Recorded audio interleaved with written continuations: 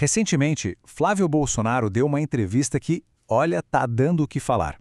Hoje, a gente vai mergulhar na análise que o canal Ancapsu fez sobre essa conversa, que eles interpretam como um movimento estratégico bem importante. Vamos entender quais são os pontos-chave dessa análise, né? A tese central da análise é basicamente esta. Flávio Bolsonaro estaria se apresentando como uma imagem nova, sabe, mais moderada. Talvez, quem sabe, moldando um novo caminho para o conservadorismo no Brasil. A fonte que estamos analisando o descreve como a pessoa certa no momento certo. É uma afirmação bem forte.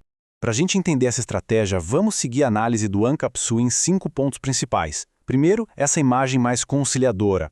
Depois, a construção de uma possível chapa presidencial. Em terceiro, como ele lida com os rivais e as polêmicas. Quarto, o seu chamado à união. E, por fim, a conclusão do analista sobre tudo isso. Vamos lá! Então vamos começar pela primeira parte. A entrevista que aconteceu lá no podcast Inteligência LTDA serviu de palco, ao que tudo indica, para apresentar essa nova postura. O ponto central da análise aqui é justamente o contraste de estilos, sabe? Enquanto Jair Bolsonaro é descrito como tendo um estilo mais rude e agressivo, para quem não é apoiador, Flávio é visto como alguém com uma personalidade calma e conciliadora, o que, segundo o analista, poderia ser muito mais eficaz na hora de unir diferentes grupos. Ok, vamos avançar um pouco e ver como essa história se desenvolve. A análise também dá um destaque bem grande para a discussão estratégica sobre potenciais parceiros políticos, o que é um sinal bem claro de planejamento para o futuro. Uma das questões centrais da entrevista foi sobre um possível vice. Flávio mencionou que gostaria que fosse uma mulher, mas de forma bem calculada manteve as opções em aberto, mostrando um raciocínio político cuidadoso.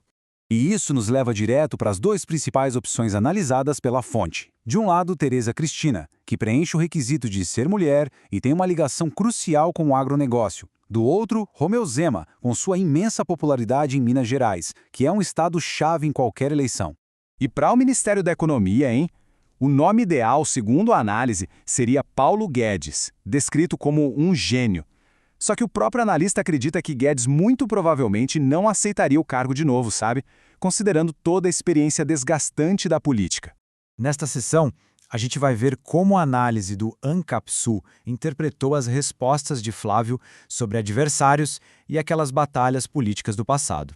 Um bom exemplo nessa postura é o tom respeitoso que Flávio usa ao falar de um adversário ideológico como Aldo Rebelo. O analista do Ancapsu destaca bastante esse ponto e até faz questão de ressaltar que discorda veementemente de Rebelo, mas usa isso para ilustrar a abordagem mais diplomática de Flávio. A análise também entra na visão de Flávio sobre o presidente Lula. Ele acredita que Lula não vai desistir da próxima eleição por 3 motivos. A falta de um sucessor no PT, sua personalidade vaidosa, como foi descrito pelo analista, e a influência da sua esposa, a Janja.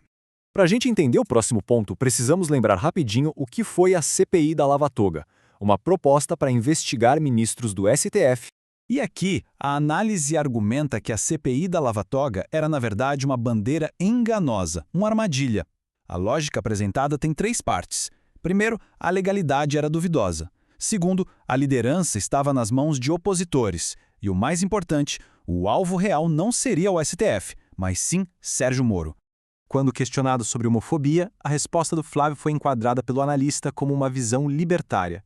O Estado não deve interferir na vida privada e a verdadeira luta, segundo ele, é contra a doutrinação nas escolas. Agora, a gente chega ao que a análise considera o tema central de toda a entrevista, um apelo pela união da direita. A mensagem repetida por Flávio e destacada na análise foi bem clara. As brigas internas na direita precisam parar. Foco absoluto deve ser vencer a próxima eleição, vista como uma questão de sobrevivência para o país. Essa citação final da entrevista resume bem o apelo, né? Não se trata de uma hierarquia, mas de uma causa comum baseada na convicção dos apoiadores. É um chamado à ação para resgatar o Brasil. Chegamos então à conclusão. Qual foi o veredito final do analista do Ancapsu sobre toda essa performance estratégica?